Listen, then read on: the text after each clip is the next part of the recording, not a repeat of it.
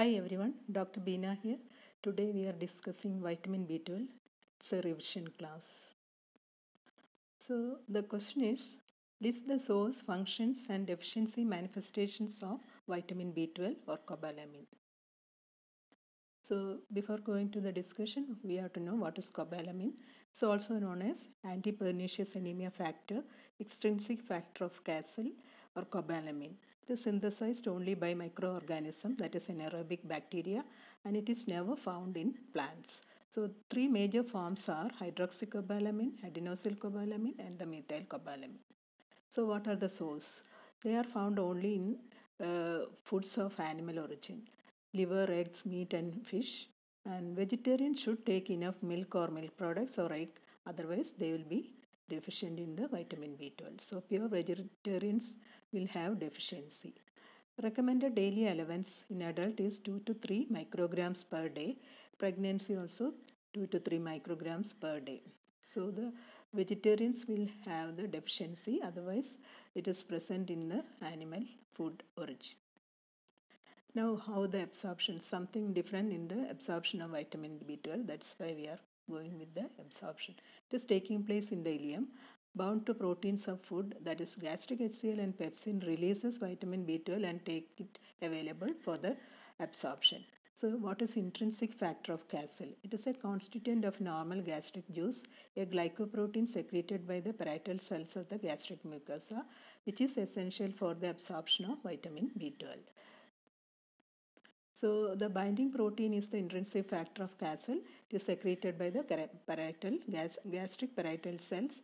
The second factor is cobalamin secreted in the saliva. Gastric pepsin releases the vitamin from the protein of the food, and then the B12 binds with the cobalamin. In the duodenum, cobalamin is hydrolyzed by the trypsin, which is present in the pancreatic juice, and then the vitamin binds with the intrinsic factor, which is present in the secreted by the gastric parietal cells. This intrinsic factor B12 complex is attached to the specific receptors on the mucosal cells, and the whole of the intrinsic factor B12 complex is internalized and the B12 is absorbed from the ileum. So the site of absorption of vitamin B12 is ileum, and it is in the form of bound form of intrinsic factor vitamin B12 complex. So in this diagram you can see the vitamin B12 cobalamin is there, and it is reaching the stomach where the gastric parietal cell secretes the intrinsic factor, which is red in color. Then this complex will pass through the intestine, and from the ileum it is intrinsic factor complex, that is B12 complex, is absorbed through the receptors, and it is transported binding with the transcobalamin 2 in the blood and reaches the various target tissue, and it is released in the tissue and it is stored. Now the transport. Intrinsic factor is digested inside the mucosal cell and B12 is transported to the circulation. So once it is absorbed by the complex mechanism, that is intrinsic factor B12 together, after absorption it is then transported from the mucosal cell through the blood by binding with the transcobalamin 2. It binds with the transcobalamin 2 with the methyl B12 or methylcobalamin and transported in the blood. So the majority of the vitamin B12 seen in the blood is in the form of methylcobalamin or methyl B2. Then it is stored. Methylcobalamin is in excess is stored in the liver as the adenosylcobalamin in combination with the transcobalamin or transcorin. So another protein, transcobalamin, which helps in the binding of the adenosylcobalamin, which is the storage form of vitamin B12, and it is stored in the liver mitochondria. So the only vitamin, water soluble vitamin, which is stored in the body is the vitamin B12. So around 2 milligrams are stored in the liver, which is sufficient for about 2 to 3 years. Suppose we are having deficiency for 1 or 2 years, it won't be manifested because there is enough store as adenosyl B12 in the liver normally.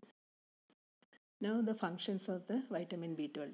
So there are two main pathways where the vitamin B12 acts as coenzymes. The coenzyme forms are adenosyl B12 and the methyl B12, or the adenosylcobalamin or methylcobalamin. So there are two reactions. One is homocysteine to methionine, that is homocysteine methyl transferase or the methionine synthase. That is the enzyme which is having using the methylcobalamin as the coenzyme.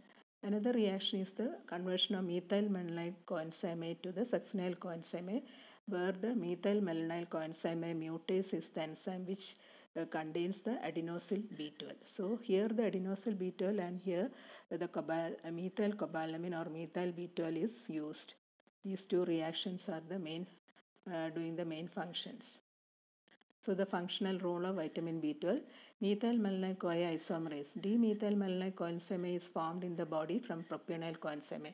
It is then converted to L-methylmalonyl coenzyme by the racemase and then isomerized to by the methylmalonyl CoA mutase containing adenosyl B12 to the succinyl coenzyme, which then enters the citric acid cycle.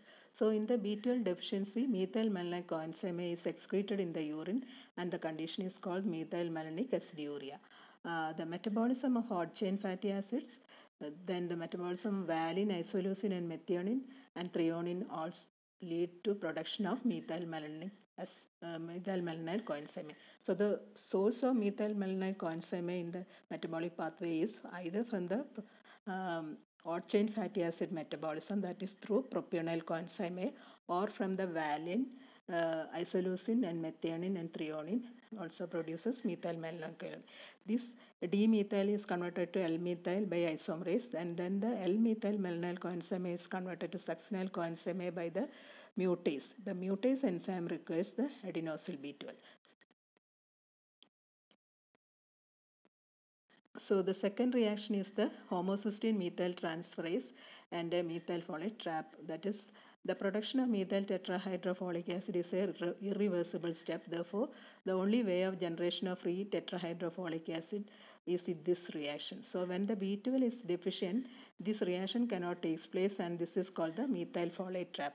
So the conversion of methyl tetrahydrofolate to tetrahydrofolic acid requires the vitamin B12, where the vitamin B12 is converted to methyl cobalamin or methyl B12. So that methyl B12 is required for the conversion of homocysteine to methionine.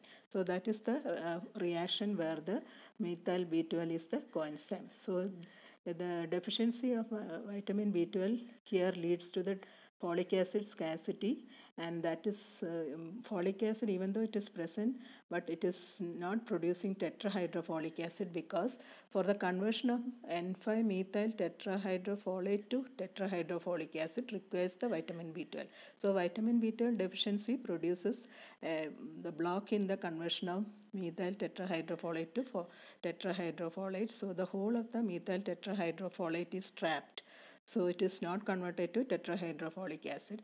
The tetrahydrofolic acid is required for the production of DNA and RNA, and then if it is not properly formed, then there will be a deficiency. It will lead on to the megaloblastic anemia.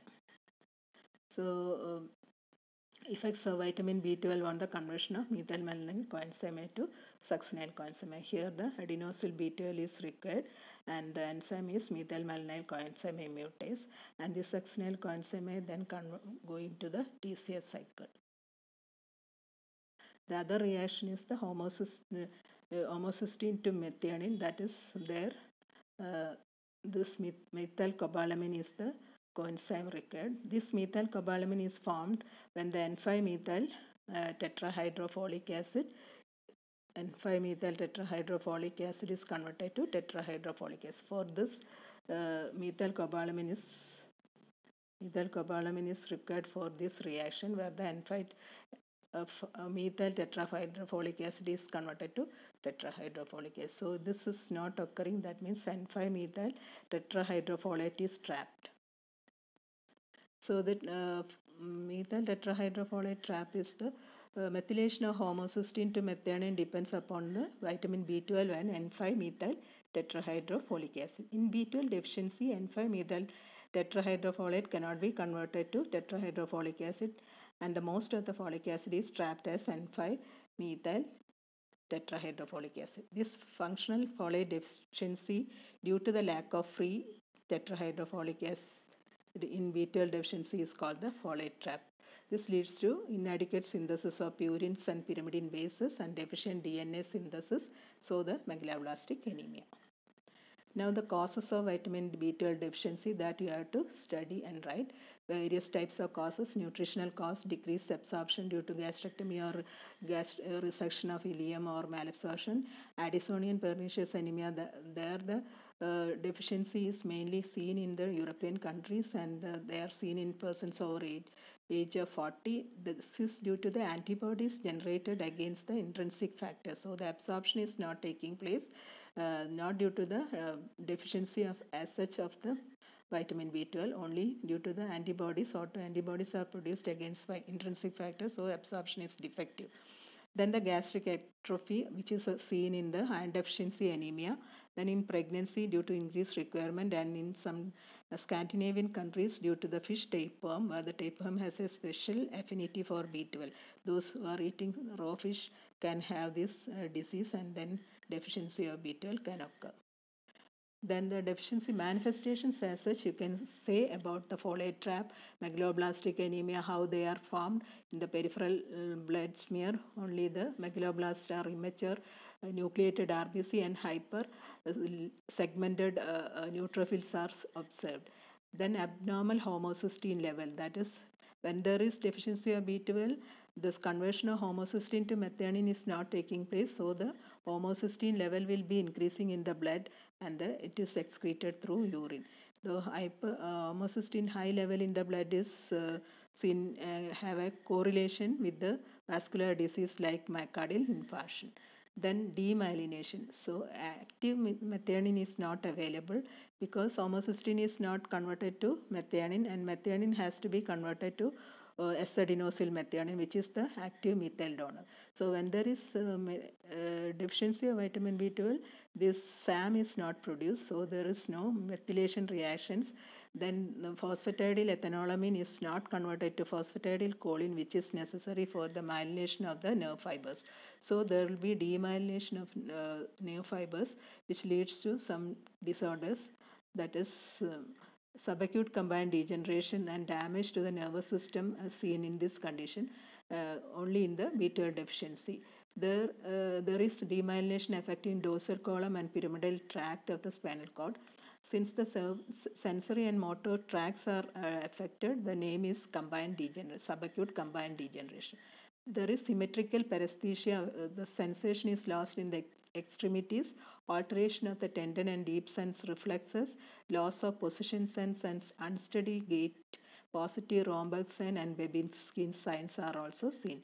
Then achlorhydria, that is absence of HCl in the gastric juice, that also will be producing decreased absorption and then B12 deficiency. In the nails, we can see some changes, that is due to the vitamin deficiency. That is, nail has parallel ridges. You can see the parallel ridges in the nails. So here you can see this is the picture of a megaloblastic anemia, that is nucleated RBC and hypersegmented neutrophils. Then here in the nail you can see the ridges. The ridges are seen, which is also a symptom of or sign of the vitamin B12 deficiency. Then assessment is by measuring the serum vitamin B12 by ELISA or RAA. Then the peripheral smear you can do with blood or bone marrow, which shows the picture of megaloblastic anemia. Then Schilling test is done to diagnose there is a suspicious of intrinsic factor antibodies to diagnose the pernicious anemia. That is a test. And then methylmalonic aciduria can be detected in urine. If you examine, if the methylmalonic acid is present in urine, you can diagnose it. And a Figlu excretion test also will be positive. And then the homocystinuria. If there is B12 deficiency, there will be homocystinuria. Homocysteine level will be increased in blood and excreted in the urine. So the normal level of serum B12 is 20 to 100 nanogram per deciliter, and these are all the tests we can do and get a positive test.